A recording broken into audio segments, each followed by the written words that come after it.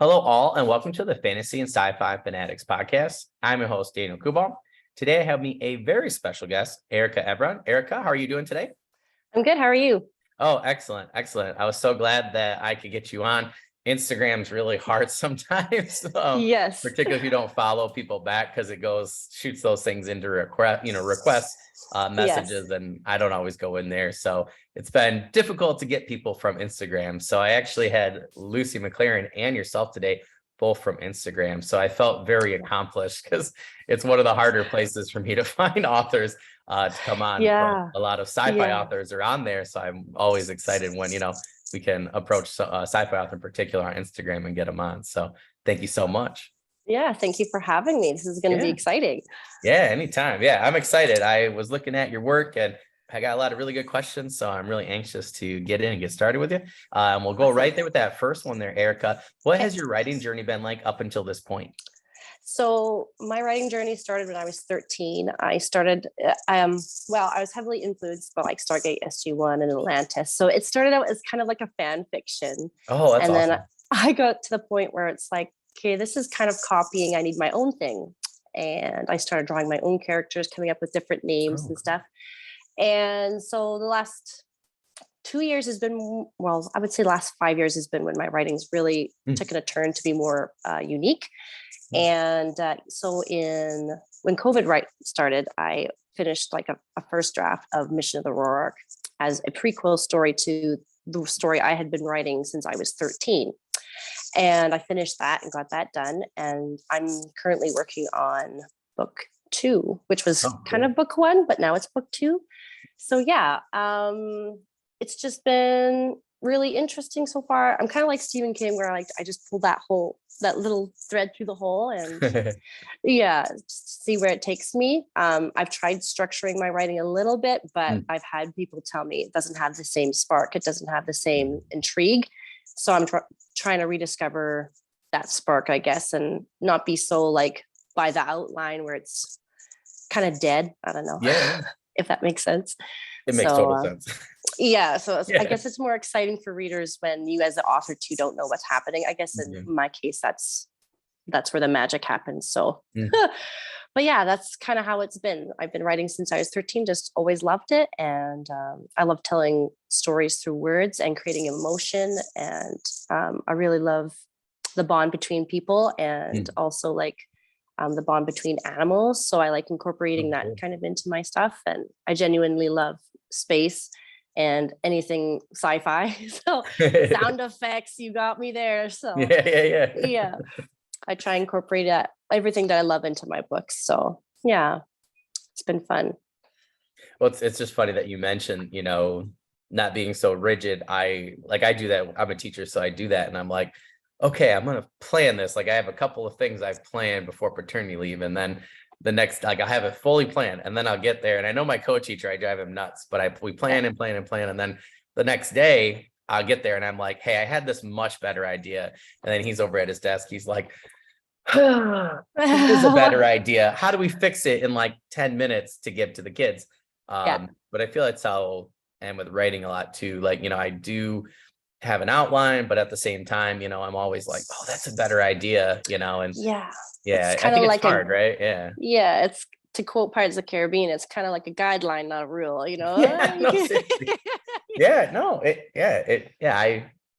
That's a really good, I never connected that with writing, but that's actually a really good point. You kind of see where you want it to go, but then if it takes a turn, like to follow that and to explore it and see what happens. And if you get stuck, maybe backtrack a couple paces and see.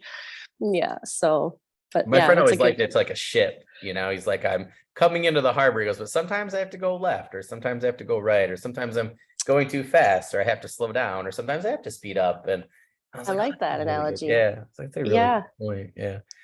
Oh, that's a really good one. I'm going to write that down. Not being stuck to your outline. Like I stole it. It's not me. And we're definitely gonna have to bring you back for that, and we'll bring the Pirates of the Caribbean quote back. So yes.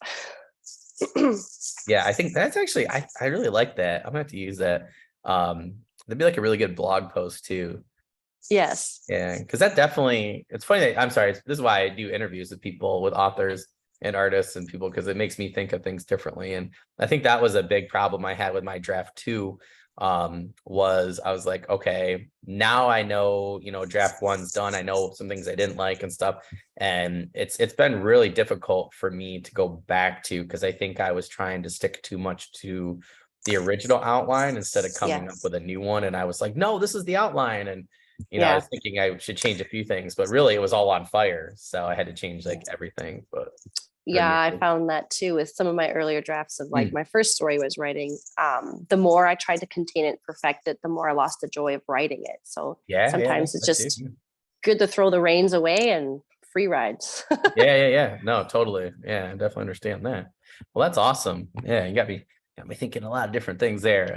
I usually on Saturday, I usually write later on in the day because I always do interviews earlier in the day, and I always get a much better writing outcome. But so you mentioned sci-fi. So just for our audience, what genres do you currently write in, and why? So I write in sci-fi. I'm fascinated by space, technology, creating creatures. There's also beautiful freedom with creating something new from things that I love. So I enjoy, well, Avatar was a huge thing when it came out in 2019, like 2009. And it's been 13 years and I've been waiting for the sequel. So I'm so excited for that this weekend. Not this weekend, the next weekend. But no, sci-fi, I don't know. I just love planets, space, creatures. There's no rules for Earth. I was homeschooled, so I never really learned a lot about our structure of politics until I grew up. So it was just easier to make something up and to have rules for that than to, pick my library book up and figure out like, oh, what's this? Like, I don't know. It was just easier to write sci-fi than it was to write anything else. And my dad played a huge part in stoking that love for sci-fi because we always watched like, Stargate Atlantis or what else did we watch? We watched a lot of Star Wars and all the classics and and last year was Dune and it's so good. Yeah, blew my mind. I went by myself because nobody wanted to go, and I was like, I'm not missing this. I sat, and it was packed. I was lucky I went by myself, but my buddy was sick, and we normally go to those kind of movies together, and he's like, it was probably like I think it'd been already out. It was about to exit the theater, and said, I was like, I'm sorry. He goes, go without me, just go. I told him I was like, I'll go again. Like I went the second time. It was so much better. Like it was just awesome. I bought can't wait for part two. Me too. Like when the ending came, because I previously just read the book, so I could kind of follow on in my head what was happening and what was missed. And then I got to that part in the desert, and I was like, and then it ended. I was like, what? Oh, it's already been like a couple hours, darn it. Yeah. It went by quick. Like when it ended, I'm like, did something happen? I like look behind me. I'm like, did something happen to the reel? And I looked at my phone, and my wife's like, "Are you done yet?" I was like, "Wow, this is like 3.5 hours later after the trailers." Like, I was like, "Holy!" It was probably one of the quickest movies I've ever felt like being in, like ever, especially for a longer one. But it's great. And it's so intriguing. Like, I also love how Frank Herbert, created Dune, and he has. I love his style of writing because it's omniscient, right? That's how you say it. I'm pretty sure. And I always wrote that way when I was first drafting, but then I figured, am I doing it wrong? So I switched to third person. But now I'm wondering if that's why my writing is kind of like, so I don't know. But I like how Frank did that. So it's kind of nice to see those giants and see their work come to life in the theater. Hey. Yeah. No, totally. Yeah, we talk a lot about him on here with Dune, and it's amazing how much world building he did. Like, and I like Brandon Sanderson talked about him on his online lectures, and he's like, the coolest thing, I think one of the coolest things that he points out is that spice rules that world, and it's just interesting, from an economic standpoint. And I was like, oh, I really want my fantasy magic system to be like the same thing. So I have like Dragon Glass, which are actual, like there are certain magics you can do, like druidic type of magic and stuff, without them. But if you're going to be like a mage or a sorcerer, you have to have a little bit of money.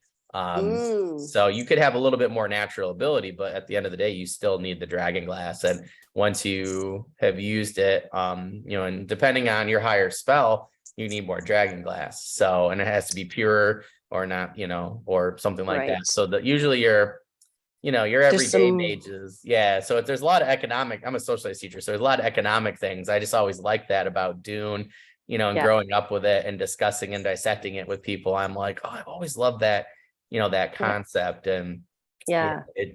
he definitely inspired me a lot for world building for my own fantasy world. And I'm like, well, he did all these cool things. I'm like, I love I the can do cool that too. words. Yeah, Yeah, like just the topography of Dune itself. I mean, and like the culture, yeah, of the people and yeah. of the empire and the Yes. native themselves, and to bring in those real world issues in a sci-fi Different setting, I setting. just thought were amazing. And then the subsequent books, I think I got up. My buddy, I just talked about this because it must have been like middle school, which I didn't even realize I'd read Dune until I had seen the original cover, and I was like, oh yeah, I read the first one. So I must have read like the first three.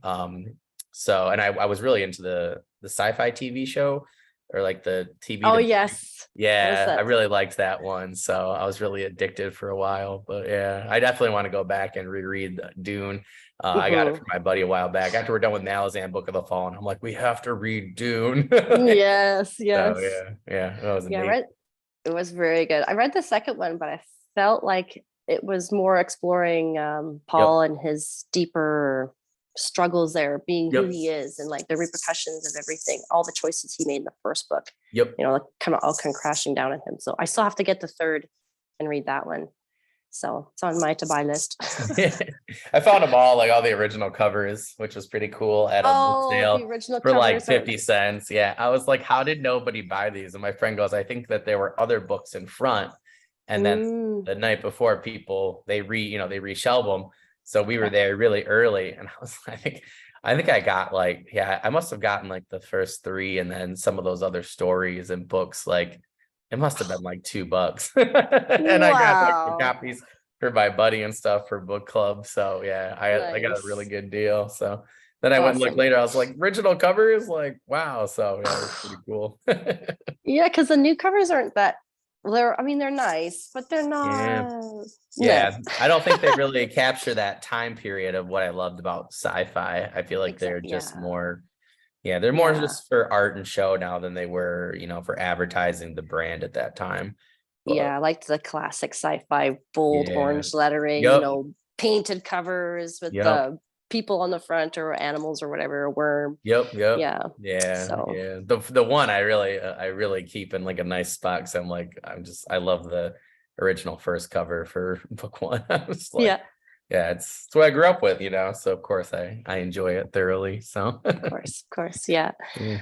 I Well, agree. you did mention creating new creatures. And I always love doing that for fantasy, and I don't know why I don't do that for the sci-fi stuff. That, like, I mean, I talk about aliens and things, and or alien life forms, Yeah, sentient beings. But I guess I feel like part of what my writing for sci-fi has been missing is I don't really do that, like sandworms and things. I think I need to think more about expanding my horizons, because that's the fun part, like it is.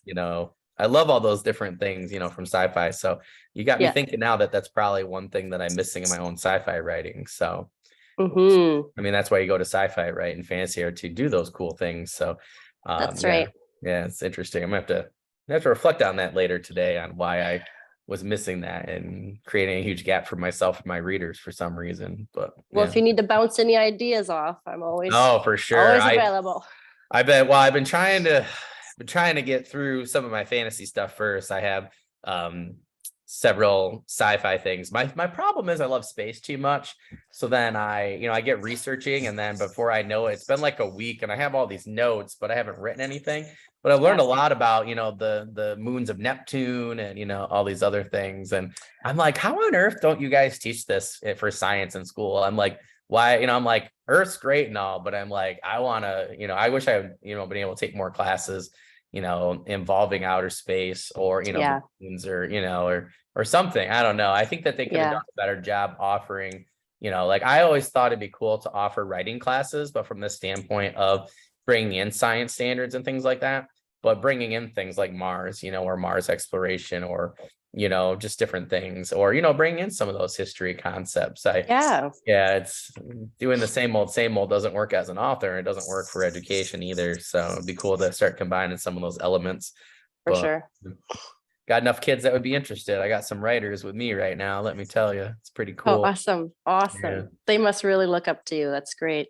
Man, some of the artists I have, I literally told 2, 3 kids the other day, I'm like, if you do not go into art, I'm like, I'm gonna be so upset. I'm like, because they could literally be the next whoever, you know what I mean? Like Alex Yep. Ross, like, I mean, you name it, they could be it. And I'm like, I have one girl in one of my classes who's just absolutely phenomenal. And I'm like, please tell me that your parents or whoever's at home back you with your art. And she's like, yes, they actually really do. Oh, Because a good. lot of parents are like, you're not going to make any money doing that. I'm like, well, my artist and the fees would say otherwise, Uh-huh. and especially with digital art, so I'm trying to get them to, do more digital art. And I told one of them who's amazing, helped me with our door decorating at school and did this amazing Jack skeleton for me, Wow. for doing like a conglomeration of A Nightmare Before Christmas and The Grinch and one of the other movies, like classics. Sweet. Yeah, and I'm like, oh my God, I'm like, I could totally, he's got the zombies down. I mean, they are horrifying and absolutely amazing. And I told him, I was like, I think you should do some Udemy or something like that. I was like, I Yeah. would literally pay you $50 to take a Udemy course for, like 2 months. I'm like, I could see both of them, being people that we hire later on, for Oh, covers. for sure. Yeah. Yeah, I'm like, concept artists are still really sought after, guys. Like, I could see them working on some movies and stuff, but yeah, super Yeah. Wow. cool. All That's right, awesome. well, my favorite question is asking people about their books and their work in particular. So I'm gonna Squirm. go with that third one. So what is your book, Mission Aurora, about, and how did you come up with this idea? All right. Well, as I previously mentioned, Mission of the Rourke is kind of like a prequel story. So I actually wrote it after my draft that I've been working on since I was younger. But it's about a soldier struggling to fit in about what, sorry, struggling to fit in, but also to do what's right. So in his society, like there's 3 different clans, and he's part of the farmer clan. And clans can go to other clans. You just get different markings to associate which That's clan you're cool. part of. Yeah, they look like circuits and they're vibrant colors. Oh, that's cool. Yeah. And so he's been able to get out of the farmer clan, go into the military clan. Just a little bit of backstory, I guess. But he's always been looked down upon as the underdog. You don't belong here, kind of thing. I guess kind of like how some people feel in our society nowadays. So as a young boy, he's always dreamed of being a captain of his own starship, but it seems very unlikely. Like he's got a temper. He's always getting into fights with his superiors. They're always bugging him, even his men that he's commanding. And when he's suddenly offered the job of being a captain, he figures it's too good to be true, but he takes it anyways because he figures, when am I going to get this chance, right? Yeah. But it's only after he discovers that he was asked to be this captain for another reason is he really thrown into the story where of like, okay, why did they ask me to do this? He comes across them doing like this council, they're having secret conversations and stuff. So then he has to decide between his morality of doing what's right for his planet or following his dream and just putting it all aside and doing the job that he's always wanted. So it kind of follows that moral struggle with him. But it kind of developed on its own as I wrote it because Catrix was one of my main characters in my original draft story before I wrote Mission of the Rourke. But I didn't know him as a character. Like I kind of knew where I wanted him to go, but there was no backstory. I kind of started with him like waking up. And so for Mission of the Rourke, I wanted to explore where he come from, who he was, what the struggle was, really set up the galaxy and the universe and the garbage he wakes up into. So yeah, that's kind of what it's about. And the idea just kind of grew out of itself. Like, and I guess I kind of incorporated some of the struggles that we were going through at the time in our society and like things that people on the daily struggle with, like going to work and either do you climb that ladder or do you help your fellow coworker or, so it kind of touches on some of those things. And yeah, so for my first book, I think it did okay, but we'll see, I guess. But yeah, starting to explore all that stuff. And I really enjoyed how it turned out. It was meant to be a prequel. I didn't want it to be too big. And of course, we as writers know that editing and all that is extra cost. So I Yeah, was trying to yeah. stay within a word limit. And I think that's where I kind of defeated myself in a way. Like if I ever do a re-edit or a re-release, I guess I'll expand on some of those things that I had to cut Hmm. or that Oh, I felt. interesting. Yeah. So I don't know, maybe one day in the future when I feel eager to get back into it, I'll expand upon, because I've had people say, oh, it's too short or it's kind of this and that. And it's like, yeah, you're right. And in my gut, I knew when I was doing it that I should follow, like do the whole thing. But Yeah, yeah. sometimes our funds dictate what we can and cannot do. So Yeah, I definitely know that feeling. yeah. So I Yeah. mean, writing is awesome because there's never a point where you can't go back and like re-release a new, like look at Yeah, yeah. Stephanie Meyer. She Yep. went back and did Edward and Bella's story so many times. So like why can't we? Like Yeah, yeah, so yeah. No, no, it's totally but true. Yeah. so I hope that answered the question about what it's about. So Oh, for yeah, sure. awesome. Well, there were two things that you mentioned there that I really liked. One, you really talk about some real world, like issues. I've dealt with that myself, where people are like, oh, do this thing. And I'm like, what at my job, and I'm Mm, like, I'm not gonna do that. And I'm like, or I might make it look like I do that, but I'm like, no, I'm like, yeah, it's not beneficial to my kids at all. So, yeah, and some of us are just like kind of roll our eyes and stuff. So I definitely understand that. Yeah, and it's hard, right? Where if you're in a position, where you've been given and you do think it's for one reason, but it's for another, like, yeah, I think there's a lot to, unpack there that a lot of people could really relate to, in terms of your main character.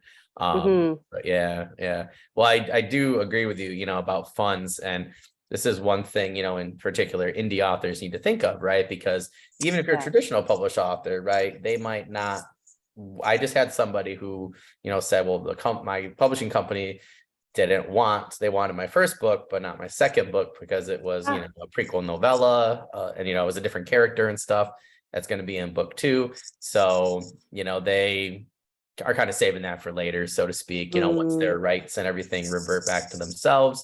They're like, well, I have this and then two others ready to go. And that's what I thought of too, is like, I have some prequel novellas, and instead of just doing one big book, and worrying about that, I'm doing pre-made covers for the three prequel novellas, and yeah, then I'll do beta readers, and then I'll format myself with a friend who's helped me with vellum, and then we'll send yeah, it to the editor. But I think it's gonna be a lot cheaper doing it that way, and then we'll actually yes, at the end put it all together as an yeah, anthology. So now I have 4 products, and the editing's already been done for the 3 chunks. yeah. So yeah, so That's a good saving way to do costs it. is.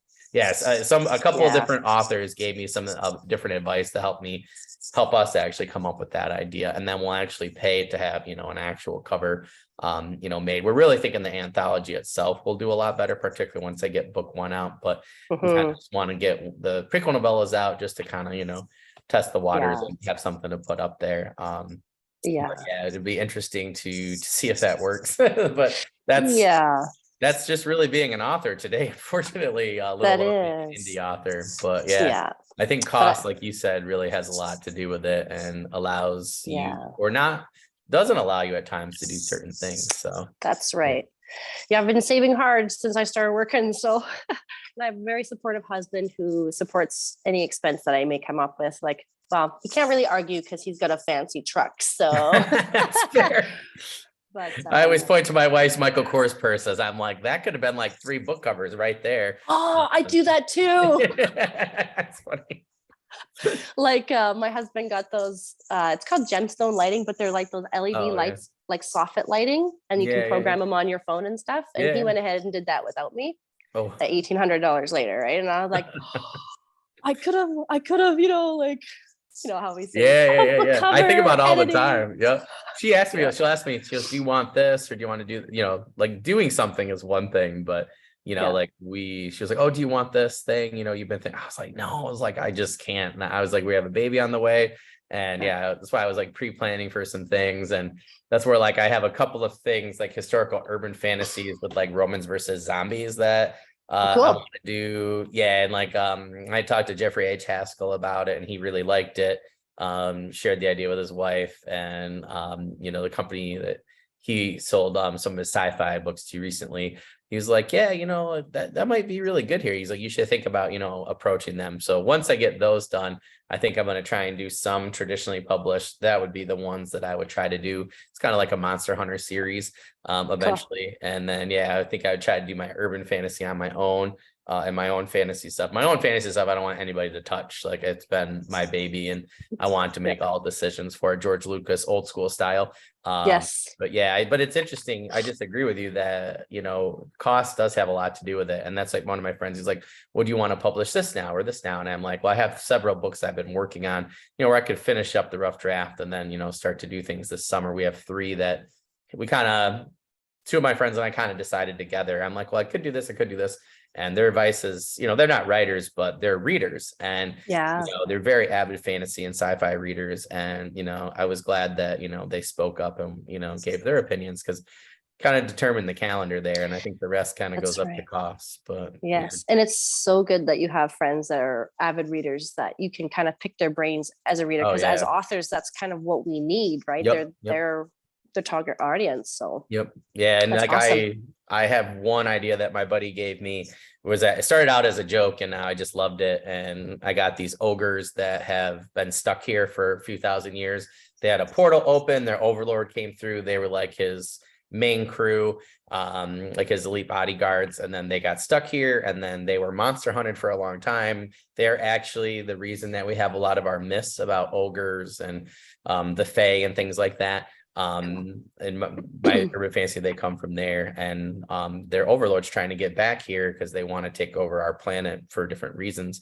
And then now the problem is that that crew's stuck here, and then some of them, because like in order to survive, they have to blend in with humans, which they have a little bit of magic to do, and the ability to do. So then they discover that the overlords on their world actually treat them almost like slaves, and they're taken from their mothers very young. They don't have any sense of family, a lot of psychological things, bringing the history teacher in, and they discover that we actually like humans and like different things about our civilization. So when they have like these little runic bracelets, when they start to glow, they realize that the overlord's trying to come back and is about ready to, and then they have to make the decision, are we going to allow that or are we going to stop him? So that's all really from cool. One silly joke that my friend said. So I said, I blame you for my NaNoWriMo, and it's your fault. I said, I'll dedicate the trilogy to you, but I said, I can't believe that one little throwaway comment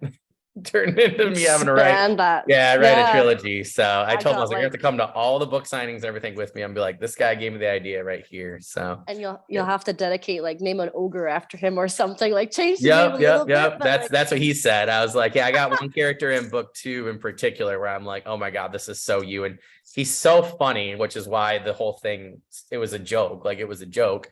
And from what he said, I was like, oh my God, I'm like, your character would fit perfectly into this spot. So yeah, it's going to be real. I'm going to laugh if that character ends up becoming the most popular one, but I'm going to write it exactly how he would. He's always sending me funny messages and stuff, but but it's cool, right? I like personally, like, we just, as writers, particularly indie, you have that ability to do, like you were saying, you have a lot of different things that you have pulled from, your experiences and stuff, and I just think it's fun, to be able to be like, oh, I really like this character, but I didn't like how the director or the writer, the author, whoever, the comic book artist, or writer did this. So I'm going to do this. I think it's nice to have that ability, feels good to a bit of freedom. Control. Yeah, exactly. I don't think I'll ever get bummed by having all that control, but no, I don't think so either. Like, I've talked to some friends and just querying and doing the traditional route and getting that, like, no, we're not interested. It's like, just do it yourself. Like, you know. I always look at like Travis Belvedere, I think so I say it, from Legends and Lattes, like, I just think it's funny that, after he sold like 10,000 copies, Tor came a knocking and, helped him out with different things. But, it's funny how many people I've seen in the community, kind of, I don't want to call it getting poached by traditional, but it's funny that they're looking for, which I think is smart on their part, they're looking for that talent pool and, who already has X, Y, and Z. But it's interesting to be an indie author, like you're saying, like your first book, like, Christopher G. Brennan's a good friend of mine. And, it's interesting how he just had his book 2 released, The Wrathbringer. And I loved his book 1, The Hellborn King. I try and tell everybody, go read this book. Well, it's just interesting because, I like he sold more within the last couple of months of book 1 with book 2 releasing, Yes. than in like a year and a half for book 1, Yeah. So it's As soon as always you get funny that to me. sequel. Yeah. It's always funny to me when, I see people and I'm like, nope, you got a great cover, a great product, a great website, you know what you're doing. I'm like, it might take 3 or 4 books, which usually it does for successful people. But I think if you look at people in, sci-fi or fantasy or whatever, traditional or indie, it usually takes people a little bit of time. So yes, yeah, for so yeah, sure. it's interesting. Yeah, I agree. Well, when it comes to world building, what steps do you take to make your world unique? I used to worry about this all the time, and I'd be frustrated when I saw like other things similar to mine. So, for instance, I come up with a species called drogons, but as we all know, there's Game of Thrones, and their dragons are drogons. Yeah. So I changed that to a different name. But I was like, I can't have the same thing because I want to keep my stuff original. But honestly, for me, it's just create something from different things that I love. So say Avatar, for instance, his entire planet is created off animals that have 3 or 4 arms, 2 back legs, like these cool little things that you connect to with the main race. Like, yeah.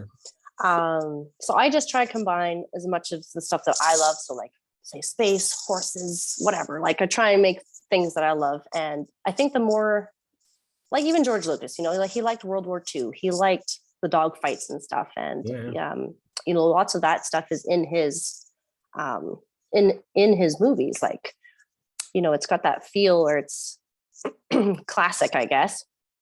But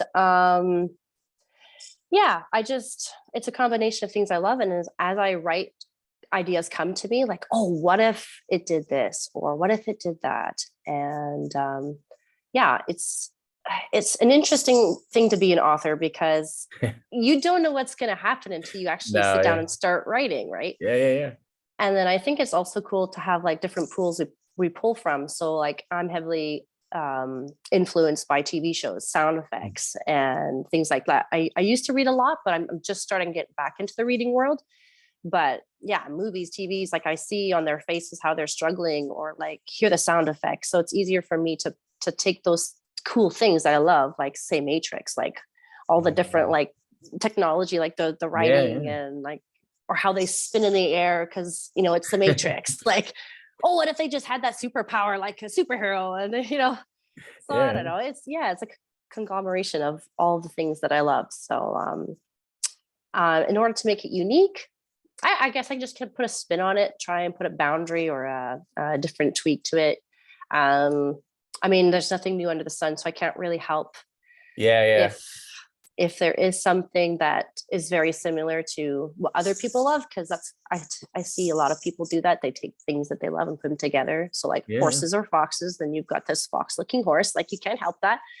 For my bad guys, it was so the race is called Nevo. I don't know where I got the name. I must have come up with it, but they're like a mixture of the Bionicles, General Grievous, and then Venom. Oh, that's cool. Yeah. So I think they're my proudest thing I've ever made, and they're the bad guy. I was like, no, that's awesome, man.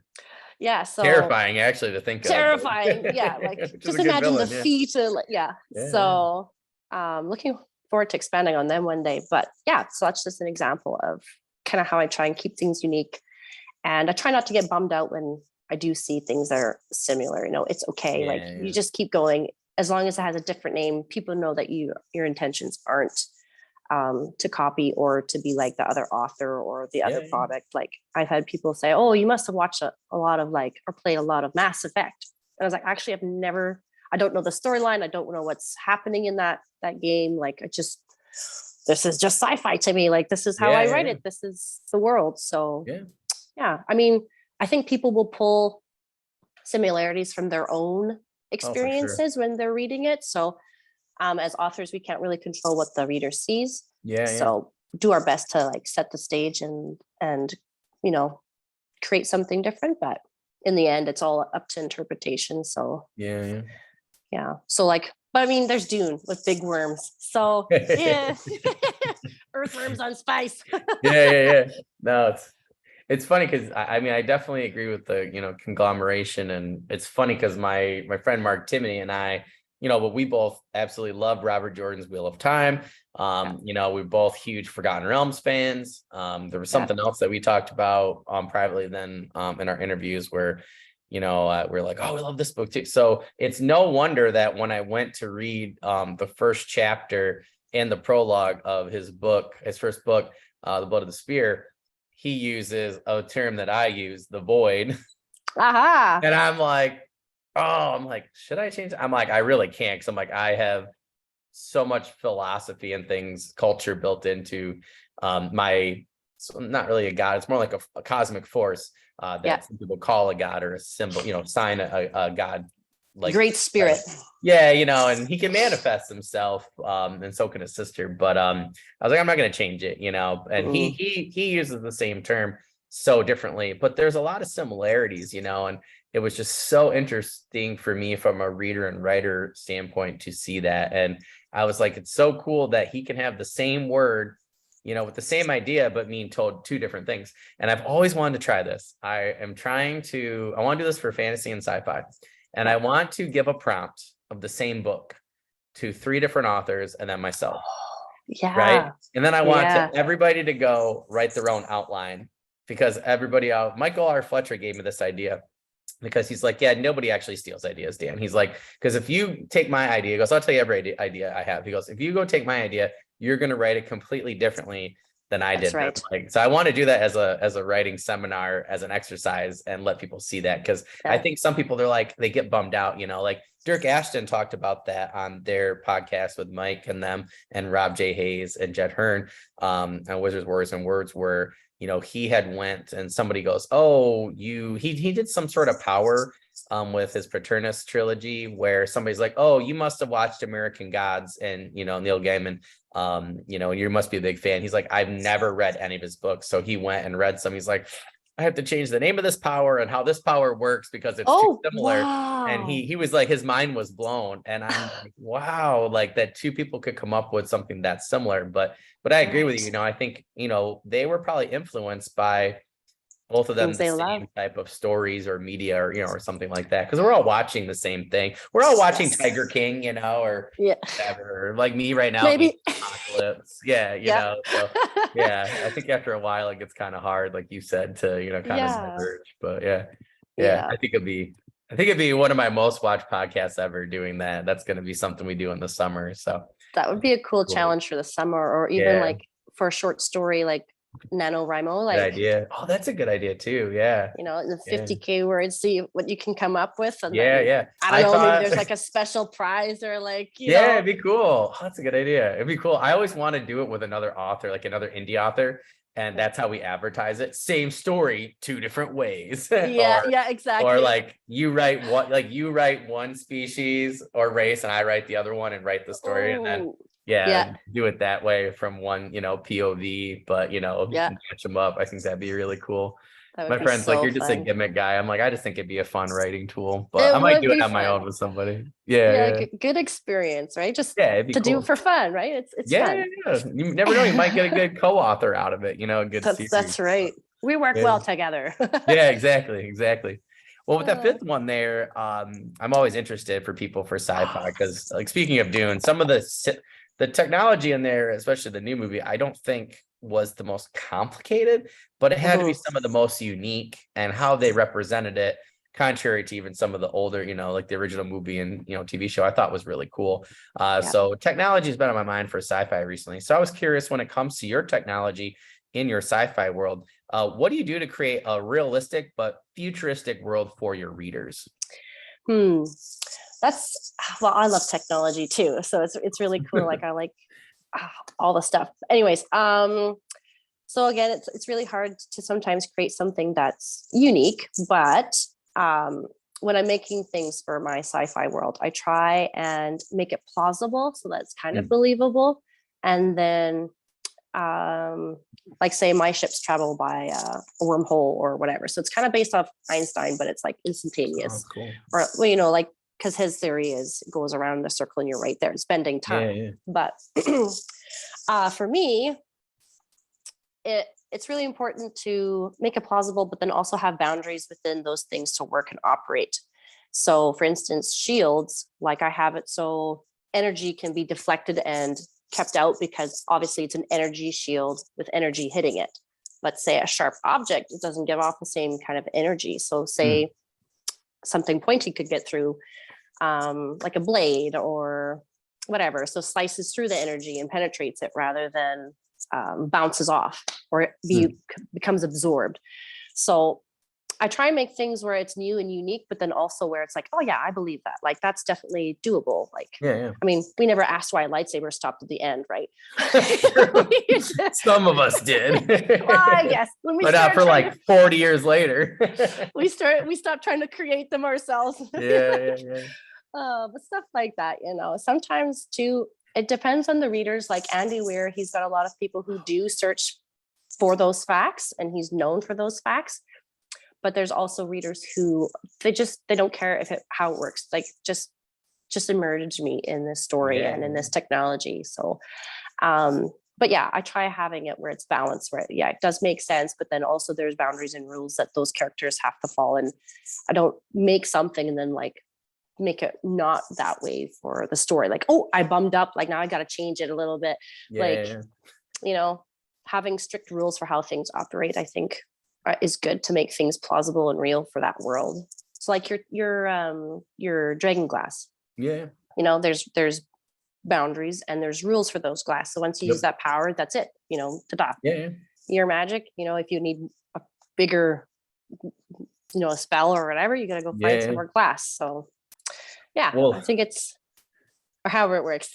no, it's funny that you say that, because my friend, it's funny that you mentioned that. And we talked about that from like I'm trying to think if I said this to anybody or not online, if it would ruin it. So I won't say that part because we have like a really interesting thing that we're gonna do like a couple years from now with it. But I guess I won't say it. I don't think I've said it to anybody online. I'll tell you personally later. Okay. It's really cool. It's really cool writing. Okay. But like my friend came up with the idea to do this really cool thing, and he's like, you should think about, you know, the law of conservation of matter, you know, like, you know, the energy, like where does the energy go kind of thing. So I was like, oh, that's a good point, you know, and not that I'm super into, you know, Brandon Sanderson's like hard versus soft magic. I'm more of a like, I don't know, like sci-fi. I don't really care. Yeah, it's just fun. Like I don't really care. Yeah, as long as the magic does cool stuff, and you know, it's, you know, you can't, as long as you don't have Gandalf who can just magically appear somewhere and teleport and not take the ring to Mordor, I'm okay. So I do agree your rules have to make sense. But yeah, so he was like, we should really think about this. And so we really toiled. I mean, the three of us, like we really toiled to try and make it, like you said, you know, like still really cool, but also still believable. And, you know, and that's, I think, where I've always struggled with writing sci-fi. So I'm glad you brought that kind of thing up. So I'm always, you know, trying to figure out, well, you know, what would be middle of the road, you know, like what would be the most plausible way that in the future we would travel, you know, from one solar system or, you know, one galaxy to another. So I think that's been the hardest thing for me as a sci-fi writer trying is, trying to find that balance. So I think that's a really good answer. Another freeing thing for me was my story is not based on Earth or anything that we know of. So I have a little bit more freedom to play with. That's a good idea.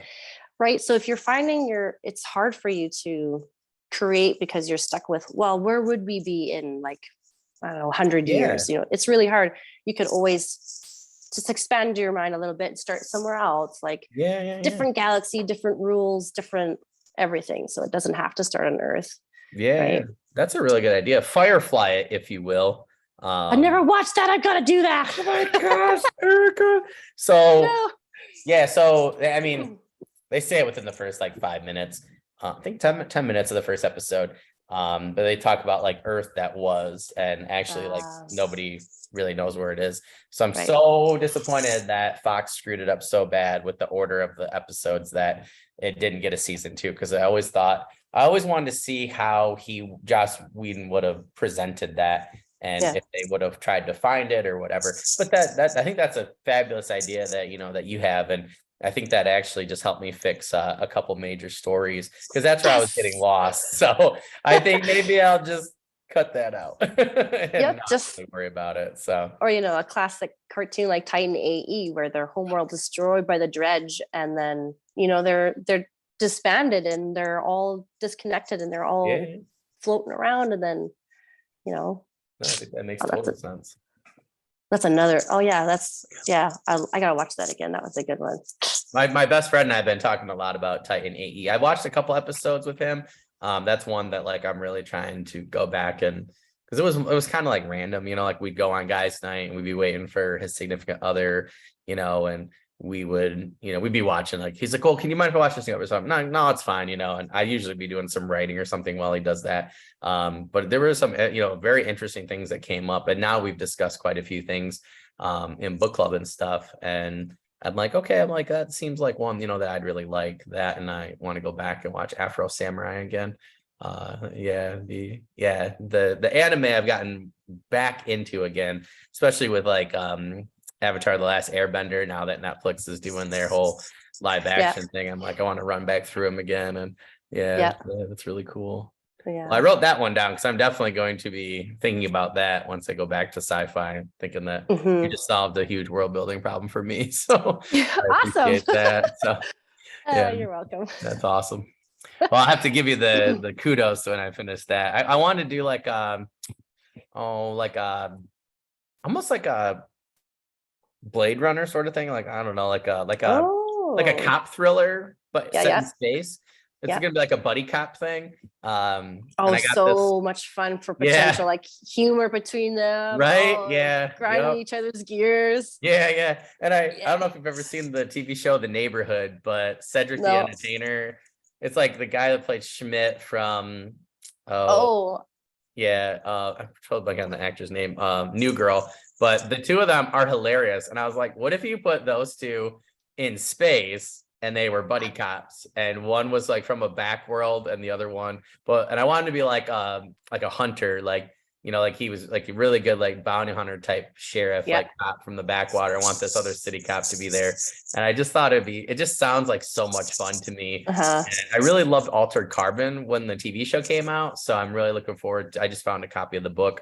So I love the atmosphere and the technology, everything. And I was like, oh my gosh, I really have to write sci-fi at some point now. Yes. Sci-fi was my original love for reading. So I feel like that's Come definitely back to where, yeah, it. exactly. It's like come home. But my friend, Yeah. he goes, maybe you've read too much sci-fi because you think your stuff needs to be, like that. So I think Mm. that and your advice there is actually two of the best sci-fi writing advices I've been given. So I'm definitely going to be trying that out.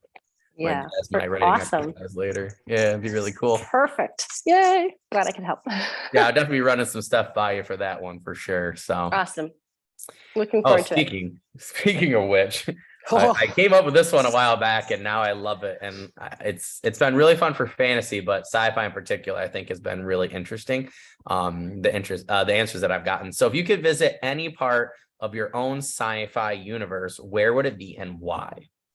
okay. So this planet is actually not in Mission of the Rorik, but it is in the sequel that I'm Oh, almost cool. done writing. But it's the planet Cordabo. Oh, And that's this a cool name. planet, yeah, thank you. This planet is it's a dark planet lit only by a ring, kind of like Saturn's ring, Oh, but cool. it gives off glow in the dark like particles that fall down to the planet, and they like Oh, that's cool. outline and line everything with this like glow in the dark particle dust, because I love glow in the dark stuff. That's So great. when I kind of saw Avatar, I was like, you stole my idea, but it's a little different. So but yeah, it would definitely be that planet because it's so cool, and I love glow in the dark, and just seeing those things I think would be so cool, like the plant life, the That would be really animals. cool. Yeah. Yeah. So, and I've got some interesting creatures on that planet as well.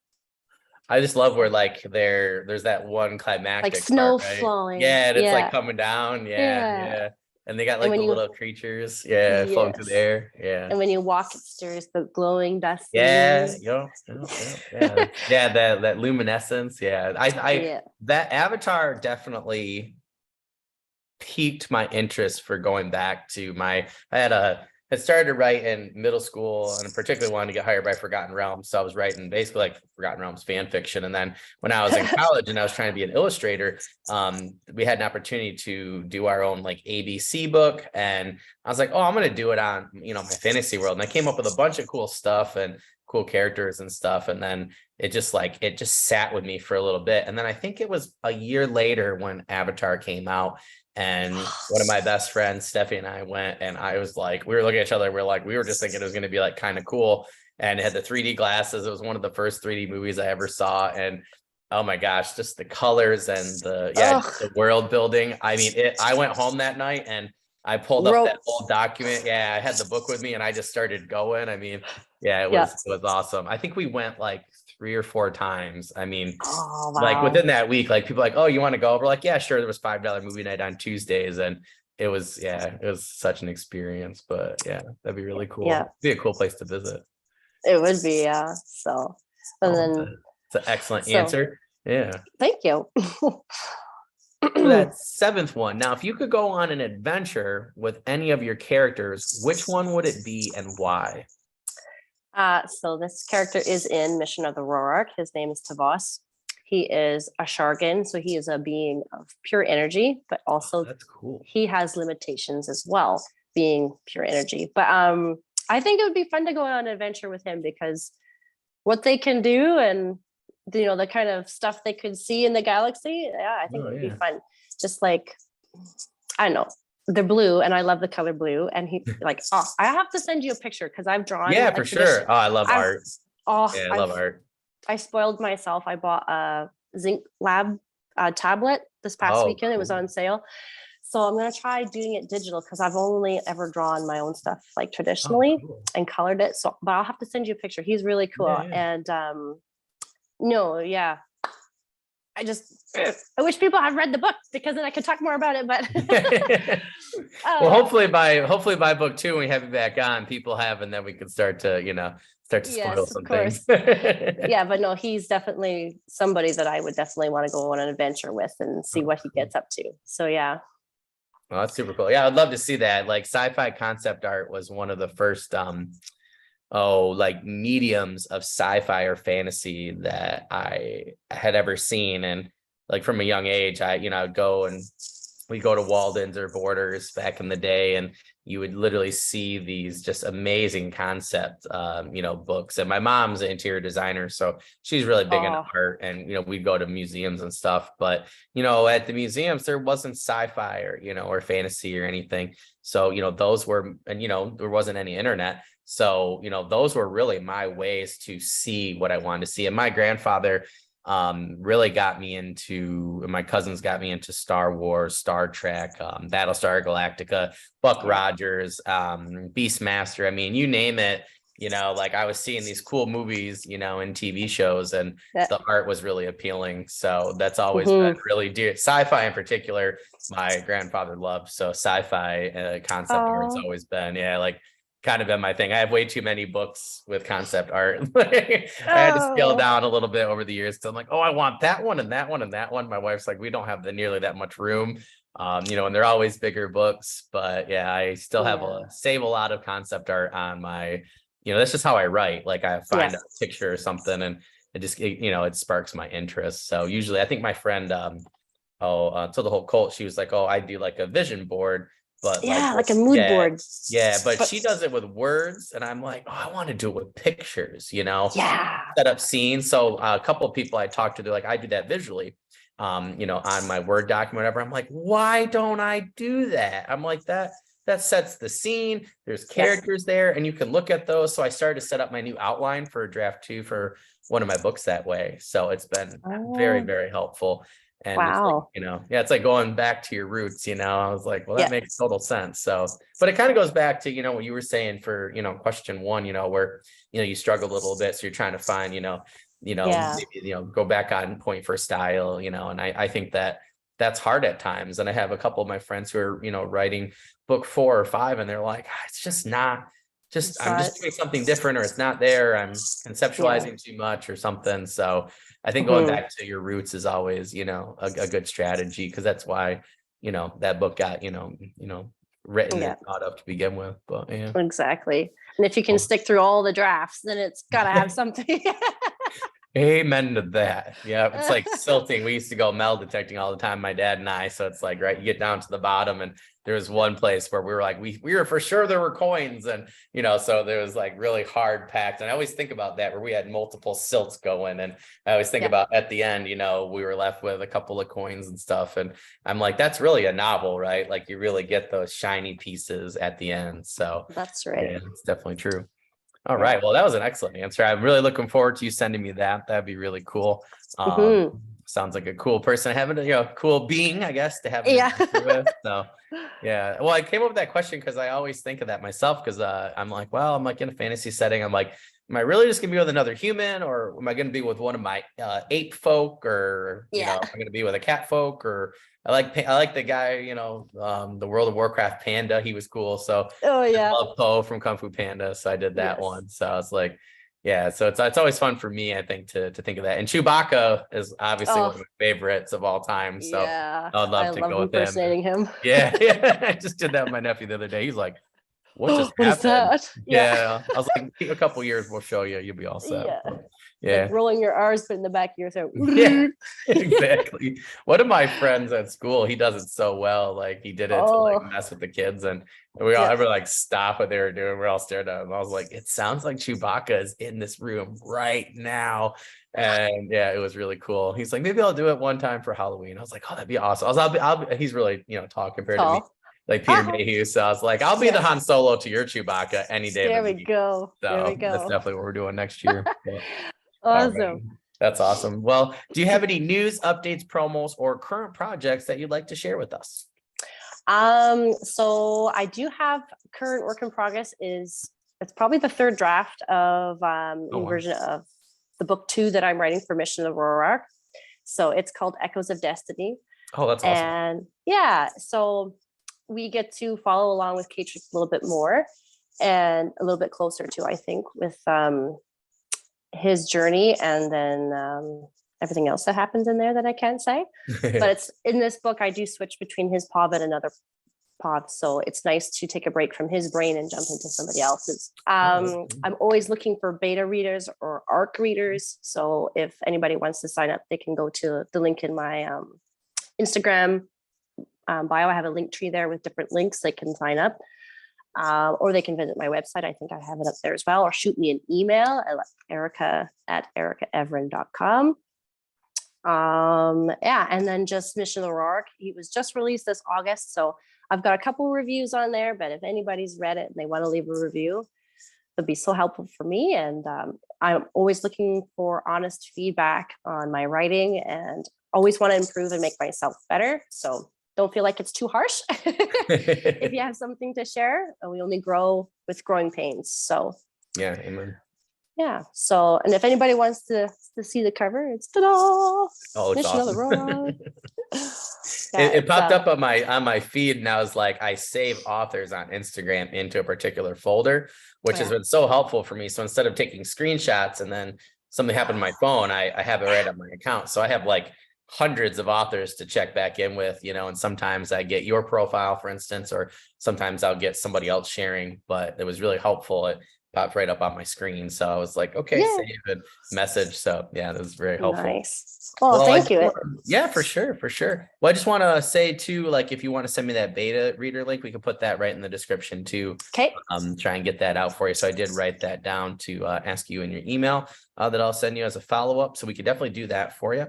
And then we just want to remind the audience to please make sure, if you're, not just Erica, but any of our authors or any author that you're reading, traditional, but especially indie, those reviews really go a long way. And I think Yeah. some people forget that you can review Audible books as well, and any product that you find. It's not just Amazon, you can do that on Barnes and Noble. So anywhere where you find Erica, her books or anybody else, please make sure you're doing that. That's the way that anybody sells or gets, better reviews and things like that. So it really does Yeah, help. But it yeah, does. definitely helps. But yeah, Erica, if there's anything at all, that we can do for you in the meantime, if there's anything that comes up and you're like, oh, I want to share this, I want to get this out there, please don't hesitate. I tell every author this, and then they always hesitate. They're like, oh, well, Dan's having a baby. It doesn't matter. Dan has his phone, and I can instantly share it onto our platforms. People only, really come to our platforms to see what you authors are doing. So, anything at all that you have or anything I can help you with, just let me Awesome. know. Yeah, so I'd love to help you find some, some good beta readers. So yeah, if there's anything that comes up at all, just let me know and I'll share it or I'll help you in any way that I can whatsoever. So Wow. Well, thank you so much, Daniel. It's been really fun talking to you and being on the podcast and getting to know you. This is pretty fun. It feels like a long lost friend. Like yeah. I'm definitely going to be sending you a couple of things that I've been having questions about and stuff in terms of writing sci-fi and stuff. Yeah, I talked to a couple of people. I'm like, I just want to know how people solve this problem and things like that. So yeah, we'll definitely have to connect on social media some more. I had a couple of Sure. people that I've interviewed with, and it's funny that it's all been at the end of season 2, where I'm like, oh yeah, I would totally hang out with that person. And I was like, I joined a writing group with that person. So yeah, Yes. if there's anything at all, that you want to talk or discuss, I love Okay. making author friends. So yeah, shoot me an email or hit me up on Instagram, something like that. And anytime you want Sounds to come good. back on, and talk about whatever, just let me know. And I'm pretty flexible, just want to try and get you guys on and keep this community going and build it, to the best of our ability. So yeah, if there's anything else I Wonderful. can do or you want to chat sometime, hit me up and we'll make it happen. So Sounds good. Thank you so much. perfect. Yeah, not a problem. Thank you. But hope you guys have a great rest of the day. And I'm sure I'll talk to you soon and I'll send you that email and, I'll talk to you on social media, my friend. All right. Take care. Thank you so much, Perfect. Daniel. You too. See you later. All right, see ya. Bye. Bye.